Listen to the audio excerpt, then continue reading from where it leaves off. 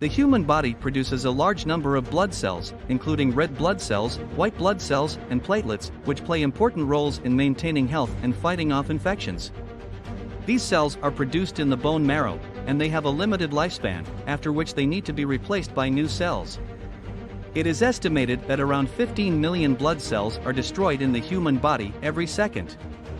This number can vary depending on several factors such as age, health status, and the presence of certain diseases or conditions. Red blood cells, also known as erythrocytes, have a lifespan of around 120 days, after which they are removed from circulation by the spleen and replaced by new cells.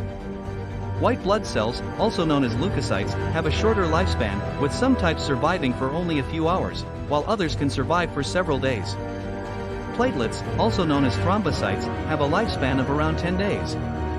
The process of destroying and replacing blood cells is known as hematopoiesis, and it's a continuous process that occurs throughout a person's life. The bone marrow produces new blood cells to replace the old ones, ensuring that the body has enough healthy blood cells to perform its functions. It's worth noting that in some cases, the rate of destruction of blood cells can be increased, leading to conditions such as anemia, a condition where there are not enough red blood cells to carry oxygen throughout the body. Additionally, some diseases and conditions, such as cancer, can also affect the rate of blood cell production and destruction. In conclusion, it is estimated that around 15 million blood cells are destroyed in the human body every second. This number can vary depending on several factors such as age, health status, and the presence of certain diseases or conditions. Red blood cells have a lifespan of around 120 days, white blood cells have a shorter lifespan, and platelets have a lifespan of around 10 days.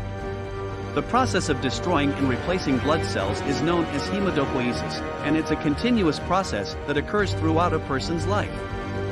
However, in some cases, the rate of destruction of blood cells can be increased, leading to conditions such as anemia, or affected by some diseases and conditions such as cancer.